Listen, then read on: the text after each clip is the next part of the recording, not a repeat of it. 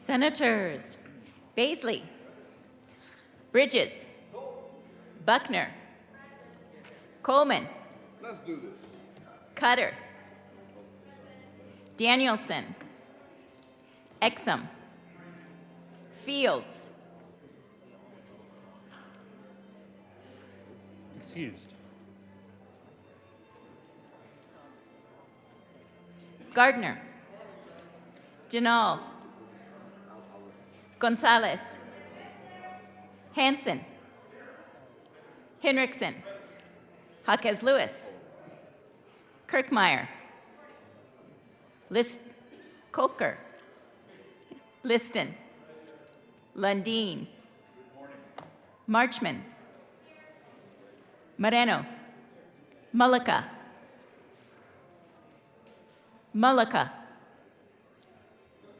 Pelton B, Pelton R, Priola, Rich, Roberts, Rodriguez, Simpson, Smallwood, Sullivan, Van Winkle, Will, Winter, Zenzinger,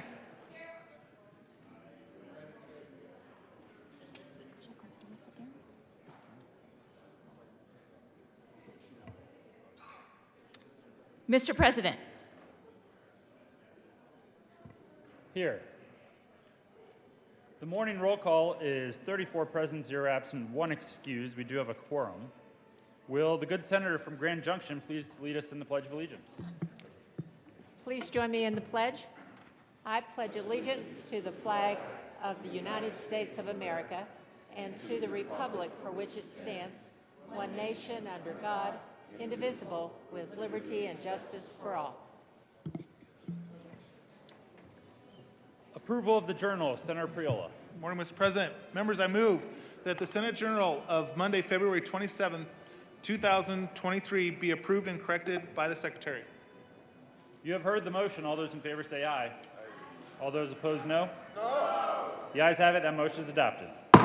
Will the clerk please add Senator Fields to the roll? Senate Services. February 28, 2023, correctly printed Senate Bills 171 and 172, correctly engrossed Senate Bill 61, correctly revised House Bill 1005 and 1014, correctly enrolled Senate Bill 40. Committee reports. February 27, 2023, the Committee on Judiciary, after consideration on the merits, the committee recommends the following Senate Bill 97 be referred favorably to the Committee on Appropriations. February 27, 2023, Mr. President, the Committee on Judiciary has had under consideration and has had a hearing on the following appointments and recommends that the appointments be placed on the consent calendar and confirm members of the Juvenile Parole Board for terms expiring November 15, 2026. Rachel Victoria Levendahl of Fort Collins, Colorado, to serve as a representative of the Department of Education, reappointed. Jared Prochnow of Free to Colorado, to serve as a public member not employed by state government, reappointed. Gretchen Jamie Russo of Denver, Colorado, to serve as a representative of the Department of Human Services, reappointed.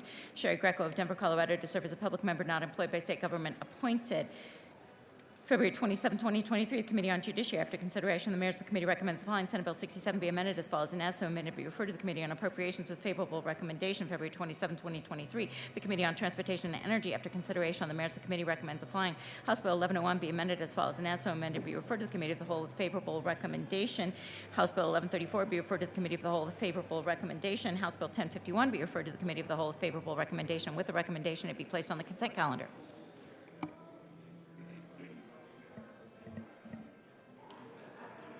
Third reading of bills. Final passage. Will the clerk please read the title to Senate Bill 61?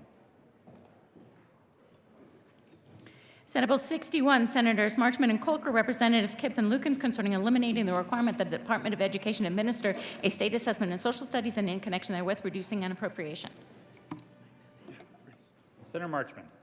Thank you, Mr. President. I move SB 61 on third reading and final passage. Is there any discussion?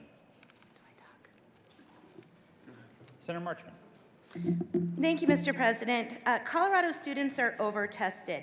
They're spending 9 to 13 hours per year in standardized testing in a test or two that are not being implemented with integrity because they're not given in a way that provides a growth score. A survey recently done surveyed 3rd through 6th graders on how they felt about their test. And since they are 3rd through 6th graders, they asked the students to draw pictures. When asked to draw pictures portraying their test-taking experience, the students in the study overwhelmingly cast their ordeal in a negative light. A depiction of a nervous student predominated. Students were nervous about not having enough time to finish, not being able to figure out the answers, and not passing the test.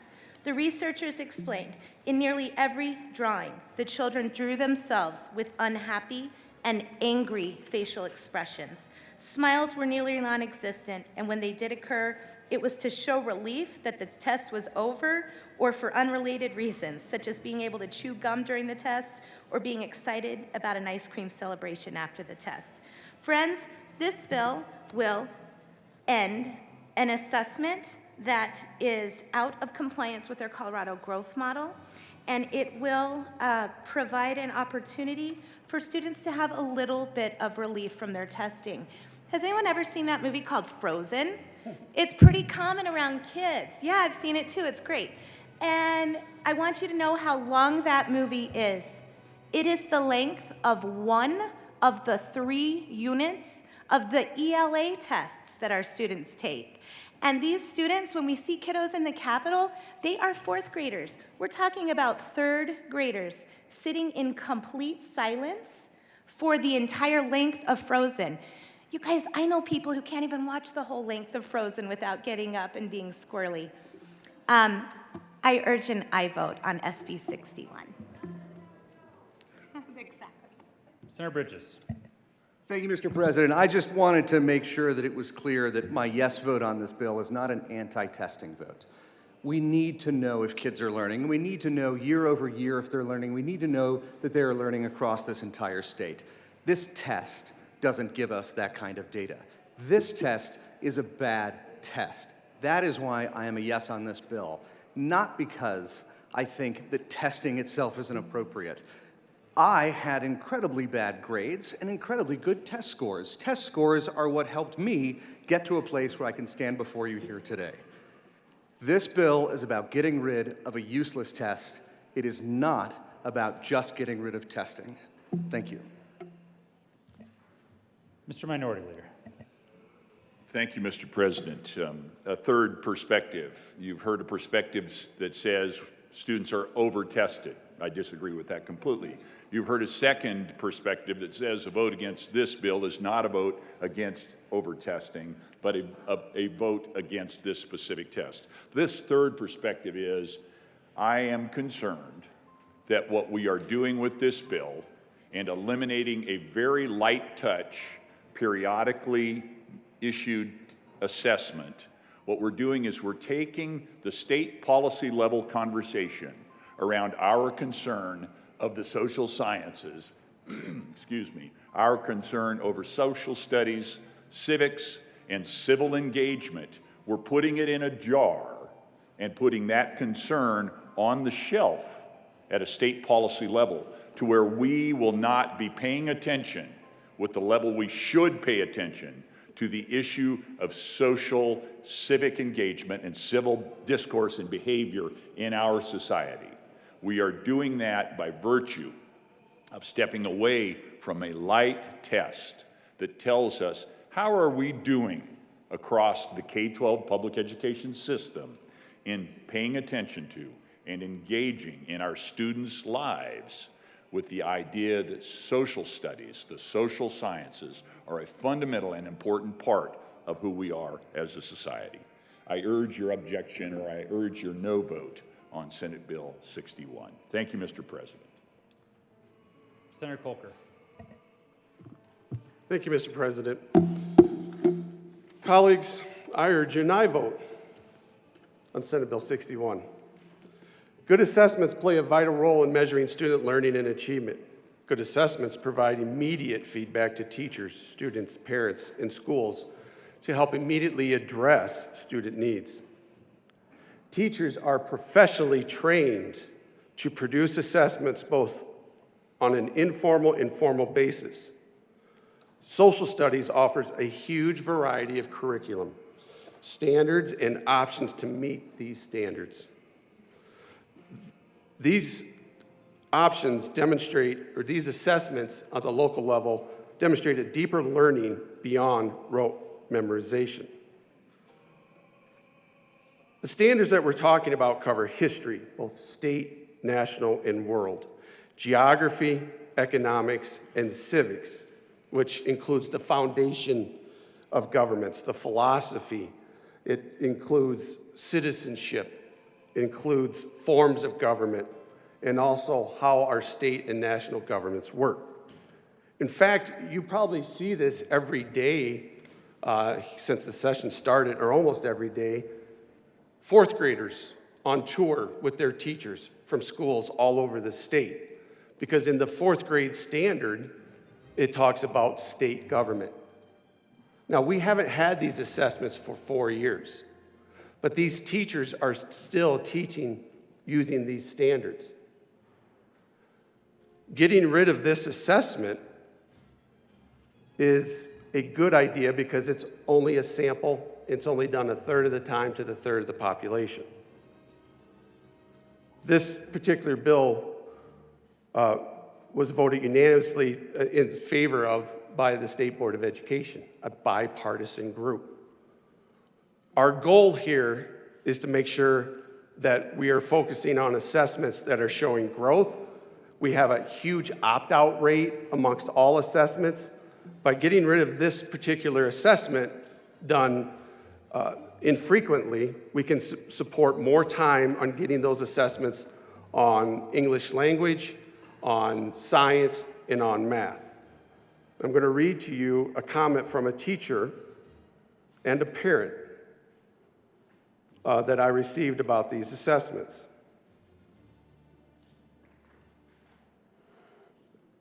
This teacher talked to a few high school social studies teachers and middle school teachers, and they said that, this test doesn't exist at the high school level.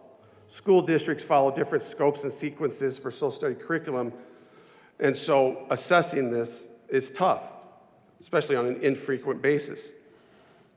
It's important to understand that teachers are professionals, that teachers receive the data in real time to inform their teaching.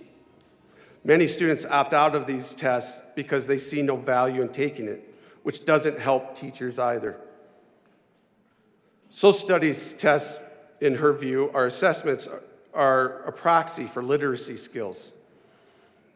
We are getting that also in elementary and middle school on a separate test in their ELA assessments. Every time we interrupt the school day to figure out how to administer a test that no one uses equals a loss of instructional time. Colleagues, as a parent, I know I haven't received these CMAS results in a timely manner. It is imperative for us to focus on what is working and make sure that we're improving our state science and math participation and focusing on allowing teachers to be professionals and trusting that they're doing the job they've been hired to do. Thank you. Senator Will. Thank you, Mr. President. I do want to come up and state my opposition to this bill, and I wanted to read an email I got from a constituent on this very subject. And she says, I agree that we should continue the testing. I think we need to emphasize civics, history, social studies, and the relationship between people and history and government. I was once describing to a Bible study I was leading how important it is to make sure that we pay attention to what is behind us so we don't trip over what's in front of us. There's a balance, and I don't think we don't have it right now I think we need to make sure that we have some type of quantitative measurement as it is the most effective way we can ensure that we're moving in the right direction. I also think that we need to make sure that the curriculum, starting these kids young, including the civics engagement, I learned how to get involved at a young age. I don't think the kids are learning this now. My son is really interested, but that could be a product of a history teacher dad, a former teacher, and a law school graduate mom. But I don't think the other kids have the awareness. It doesn't have to be heavily in-depth, but we need to introduce this concept, and I strongly oppose this bill. Thank you. Senator Colker. Senator Paisley. Someone's trying to get the last word, I think. Thank you, Senator Colker. Thank you, Mr. President. Here's a concern that I have with this bill. So there are 4 test areas. One is English, in effect, and then the other 3 are the major branches of science. There's math, then there's sciences, including the natural sciences, and then there is social studies. The one being eliminated is social studies.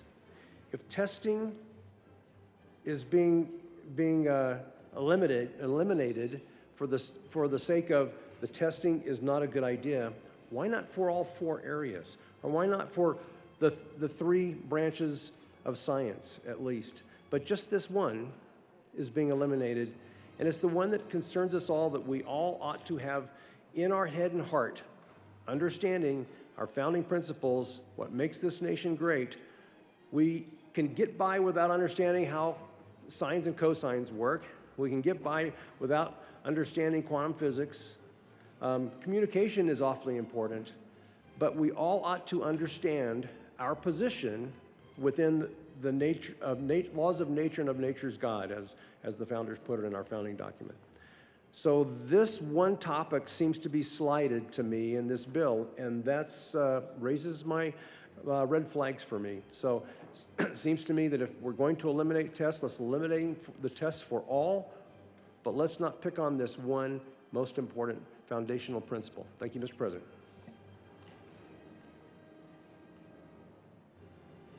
Senator Fields. Good morning, Mr. President. I want to thank my colleagues for bringing forth this bill. It's important.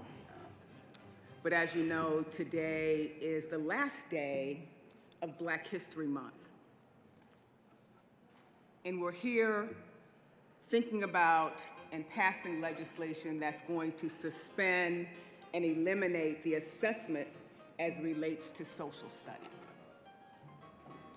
For me, when I think about Black history and what's going on in our society, for me it is a cognitive disconnect, because we have different states that are banning books. There is this movement to erase Black history.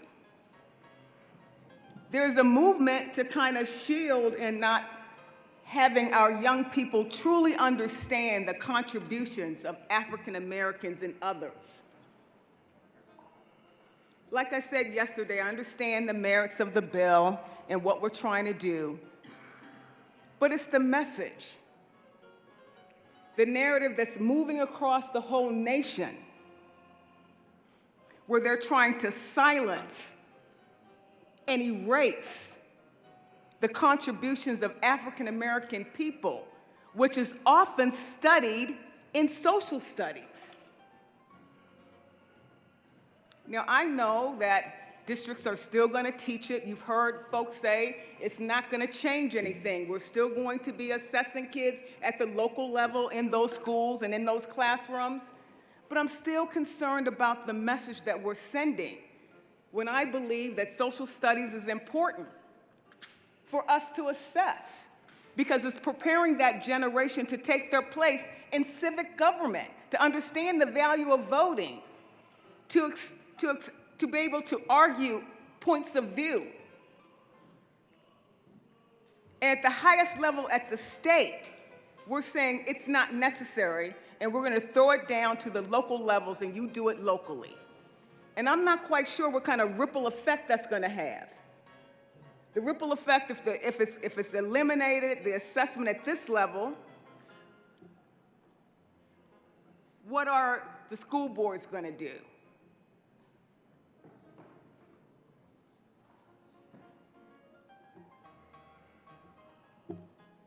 It's just important that we understand that we cannot erase history, just like you cannot erase social studies from being accessed.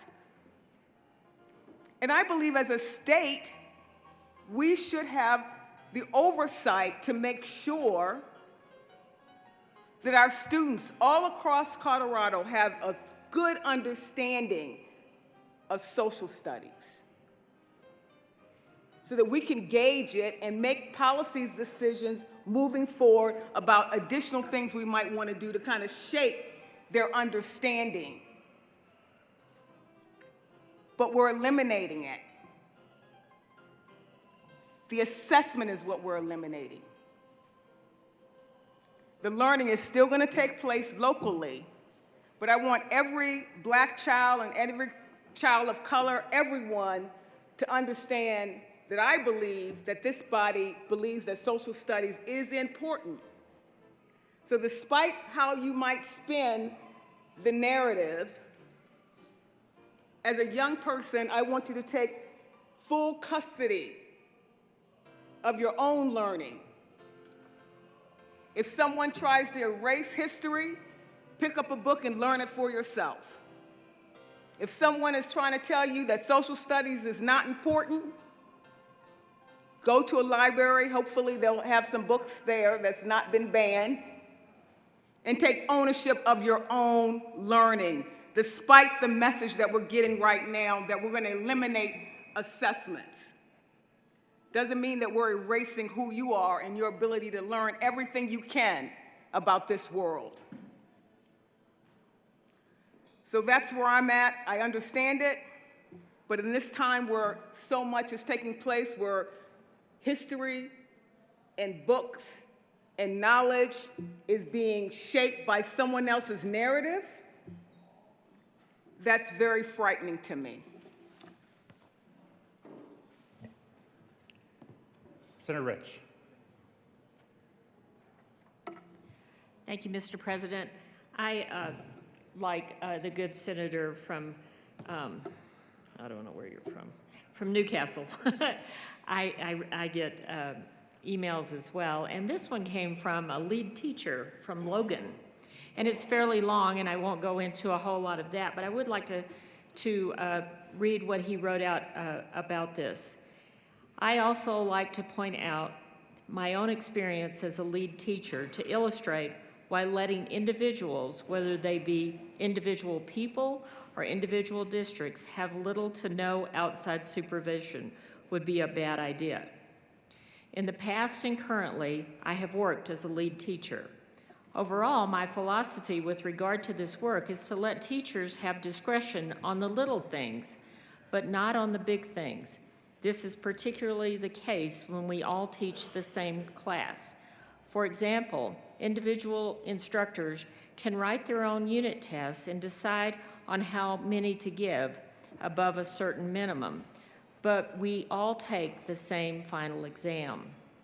This lets people decide for themselves, but reinforces the idea that the instructors need to all touch on the important topics.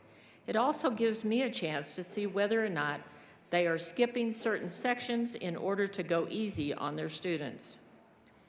Our state-level social studies test is no different.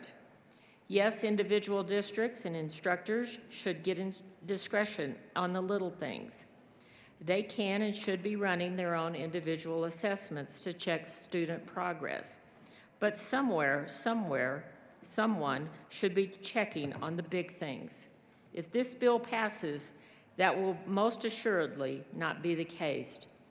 Modify the test, modify the procedures, but do not vote for this bill that eliminates it altogether. It offers no meaningful savings and has too big a cost. I ask you to vote no.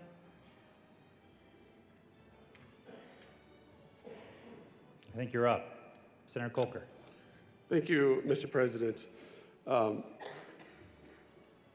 importance of social studies is very important to me as a former social studies teacher. And I want to make it clear that, we're still keeping the importance there. Civics is a grad requirement. We still test on the PSAT and AP test in high school. What we're eliminating is 4th and 7th grades. And we're getting the support of the State Board of Education, who does review these standards to make sure that we're getting out to our students what they need. And I just want to say this last thing. We have 2 professional educators here in our chamber.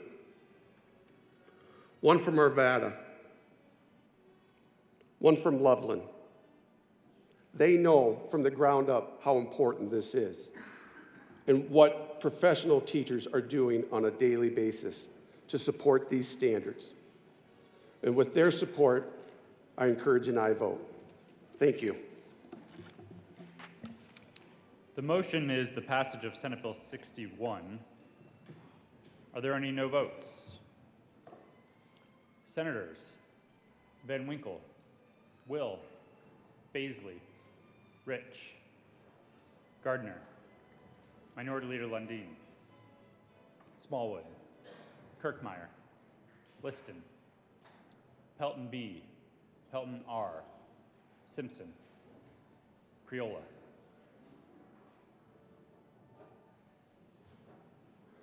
With a vote of 22 ayes, 13 noes, 0 absent, 0 excused, Senate Bill 61 is passed. Co-sponsors.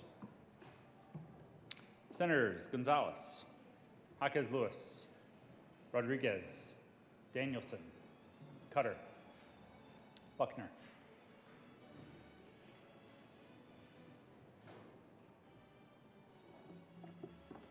Will the clerk please read the title to House Bill 1005?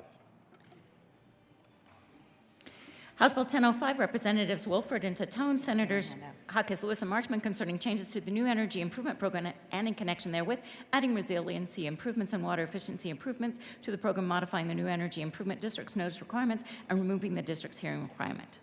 Senator Marchman. Thank you, Mr. President. I move HB 1005 for third reading and final passage, and I urge an aye vote. Is there any discussion? Seeing none, the motion is the passage of House Bill 1005. Are there any no votes? Senators Van Winkle, Will, Baisley, Rich, Gardner, Minority Leader Lundin, Smallwood, Kirkmeyer, Liston, Pelton B, Pelton R, Simpson. With a vote of 23 ayes, 12 noes, 0 absent, 0 excused, House Bill 1005 is passed. Co-sponsors. Senators Priola, Winter, Cutter,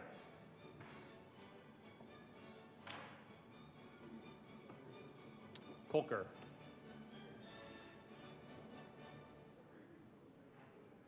please have the president. Will the clerk please read the title to House Bill 1014? House Bill 1014, Representative Basenaker, Senators Winter and Henriksen, concerning yielding to larger vehicles and roundabouts. Senator Henriksen. Thank you. Thank you, Mr. President. I move House Bill 1014 on third read and final passage and ask for an aye vote. Is there any discussion?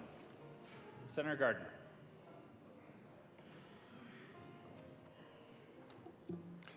Thank you, Mr. President. Well, it's been said that all bills in some sense are a message bill.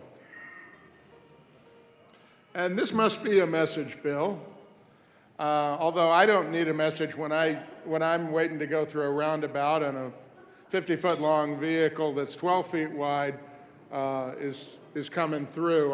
I yield. But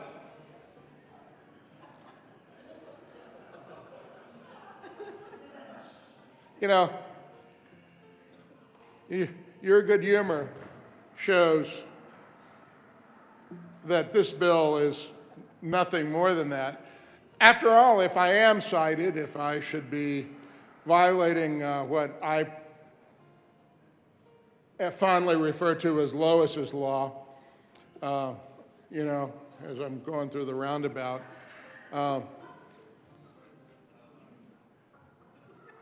the first thing I'm going to say is, because the vehicle's already gone, and I don't think they'll chase them down, I'm going to say, you know, as it went by, it looked to me like it was 35 feet and only 9 feet wide.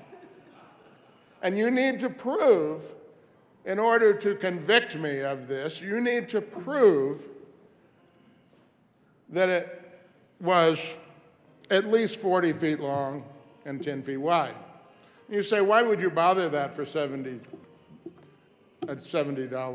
fine? Well, I don't want the points, and I don't want my insurance to go up astronomically, as the good senator from Douglas County knows. So I'm going to be a no vote because, you know, I vote for some message bills, but not this one. Thank you. Senator Henriksen. Thank you, Mr. President. The good senator from Colorado Springs will be thrilled to know that we shortened it by amendment yesterday to 35 feet. So we can all vote aye on this bill. Senator Gardner for another 10 minutes. Thank you, Mr. President. Well, this is the moment at which people thank their lucky stars that you can only talk twice on thirds. I appreciate the good senator from Pueblo pointing that out, so I will know when I get cited for this that I want to say it looked like it was only 30 feet. And it has to be both, by the way. So, you know, if I'm right on the 8 feet, I'm good. I'm still a no vote. Thank you.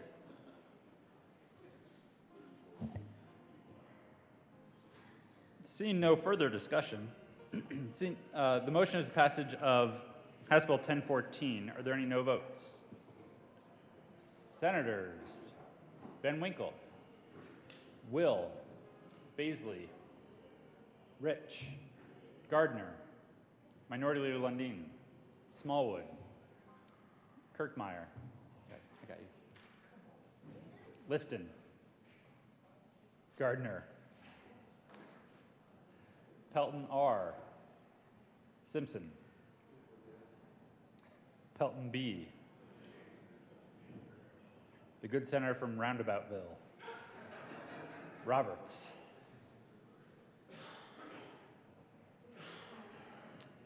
with a vote of 22 ayes, 13 noes, 0 absent, 0 excused, House Bill 1014 is passed. Co-sponsors.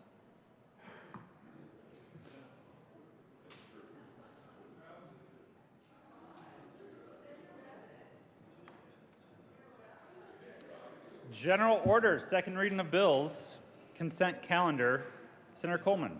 Thank you, Mr. President. I move the Senate resolve itself into the Committee of the Whole for consideration of general orders, second reading of bills, consent calendar. You have heard the motion. All those in favor say aye. Anyone? Those opposed, no. The motion is adopted and the Senate will resolve itself into the Committee of the Whole for the consideration of general orders, second reading of bills, and Senator Coleman will take the chair. Good luck. Thank you.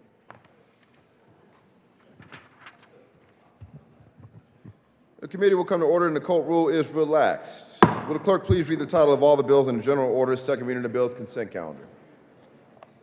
House Bill 1072, Representative Velasco, Senator Roberts, concerning the compensation of civil defense workers. House Bill 1043, Representatives Lindsay and Pugliese, Senators Janal and Rich, concerning the safety of children and youth through required background checks on adults when a child or youth placed out of the home with kin, including relatives. Senate Bill 108, Senators Baisley and Winter, Representatives Pugliese and Frizzell, concerning temporary reductions in property taxes due. Majority Leader Moreno. Thank you, Mr. Chairman. I move for the passage of all the bills listed on the consent calendar and their associated committee reports, which includes House Bill 1072 and the State Veterans and Military Affairs Committee report, House Bill 1043 and the Health and Human Services Committee report, and Senate Bill 108 and the State Veterans and Military Affairs Committee report and Finance Committee report. Is there any discussion on the committee reports? The motion for the body is the adoption of all committee reports on general order, second reading of the bills, consent calendar. All those in favor say aye. Opposed, no. The ayes have it, miraculously, and the committee reports are adopted. Is there any discussion on any of the bills on the consent calendar? The motion for the body is the adoption of all the bills on the general order, second reading of the bills, consent calendar. All those in favor say aye. Aye. Opposed, no. The let's do this ayes have it, and the bills are adopted. Majority Leader Moreno. Thank you, Mr. Chairman. I move the committee rise and report. The motion is for the committee to rise and report. All those in favor say aye. Opposed, no. The ayes have it, and the motion is adopted, and the committee will rise and report.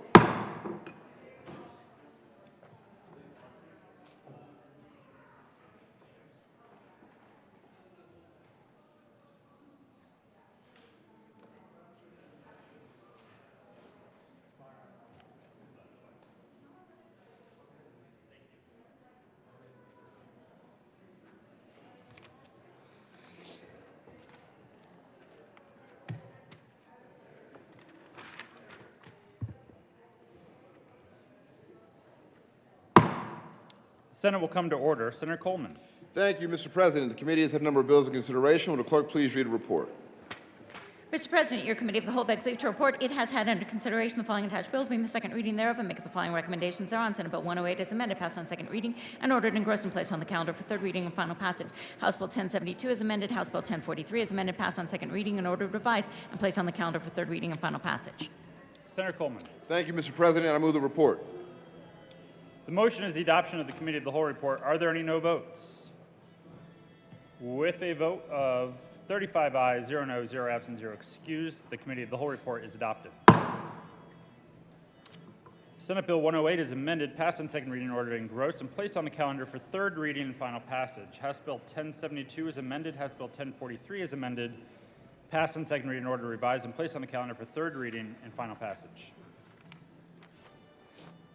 Majority Leader Moreno. Thank you, Mr. President. I move to lay over Senate Bill 78 to tomorrow, March 1st. The motion is to lay over Senate Bill 78 until tomorrow, March 1st. All those in favor say aye. Aye. All those opposed, no. The ayes have it, and that bill will be laid over until tomorrow. Majority Leader Moreno.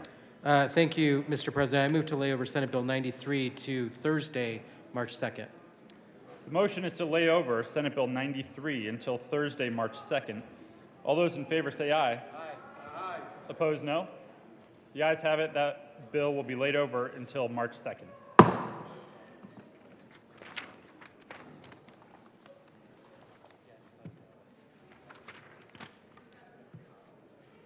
Signing of bills. Oh, wait, sorry, never mind. Consideration of governor's appointments. Consent calendar. Will the clerk please read all of the appointments listed on the consent calendar? Members of the Colorado Commission on Aging for terms expiring September 1st, 2024. Adam Dempsey of Denver, Colorado, to serve as a Democrat from the 1st Congressional District appointed. Kimberly Bryan of Colorado Springs, Colorado, to serve as a representative of a long-term residential care setting and as an unaffiliated appointed. Lynn Thompson of Center, Colorado, to serve as a representative of local government and a Democrat from the 3rd Congressional District appointed. James Coomerly of Luckby, Colorado, to serve as a Republican from the 4th Congressional District appointed. Kathleen Saru Smith of Colorado Springs, Colorado, to serve as a person with a disability and unaffiliated from the 5th Congressional District appointed. Jacqueline Stiff of Centennial, Colorado, to serve as a Democrat from the 6th Congressional District appointed. Karen Brown of Arvada, Colorado, to serve as a representative of the business community and an unaffiliated from the 7th Congressional District appointed. Veronica Brooks of Thornton, Colorado, to serve as a Democrat from the 8th Congressional District appointed. Gina Viola Brown of Golden, Colorado, to serve as a representative of elder law with experience in aging policy or elder rights issues and as a Democrat appointed for terms expiring September 1st, 2025. Ellen Taxman of Boulder, Colorado, to serve as a Democrat from the 2nd Congressional District appointed. Diana Delgado of Tacoma, Colorado, to serve as a representative representative of the housing sector and as an unaffiliated appointed. Chad Federowitz of Carbondale, Colorado, to serve as a representative of an organization providing home and community-based services and as an unaffiliated appointed. Richard McClintock of Englewood, Colorado, to serve as a representative with knowledge of transportation infrastructure and services and as that Republican appointed. Kelly Yostub of Greeley, Colorado, to serve as a representative with expertise in dementia as a Republican appointed. Judy Whitehouse of Denver, Colorado, to serve as a representative of higher education and as a Democrat appointed. Penny Whitney of Colorado Springs, Colorado, to serve as a representative of the direct care workforce and as an unaffiliated appointed. Majority Leader Moreno. Thank you, Mr. President. I move for the confirmation of all the appointments listed on the consent calendar, which includes the many members of the Colorado Commission of the Aging.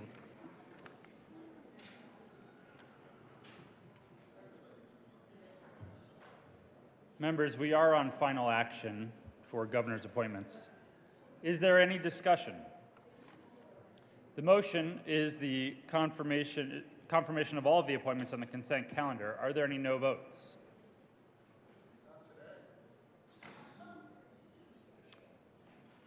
With a vote of 35 ayes, 0 noes, 0 absent, 0 excused, the appointments are confirmed. Signing of bills. February 28, 2023, the President has signed Senate Bill 10, 4136, 137, 138, 139, 140, 141, and 142. Announcements.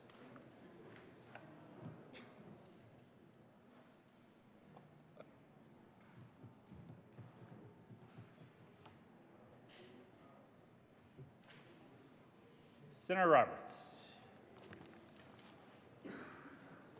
Thank you, Mr. President. Colleagues, everybody received a flyer on their desk today for a very exciting meeting tomorrow morning with Water Education Colorado. We're going to be talking all about the Colorado River Compact, and other issues related to what is probably the most important issue facing our state right now. So I'd encourage you to join me. There will be coffee. It's at 7:45 down in House Committee Room 107. This is the first of 3 sessions that they're doing over the course of the legislative session, and hope you can be there tomorrow morning at 7:45. Thanks. Senator Jaquez Lewis.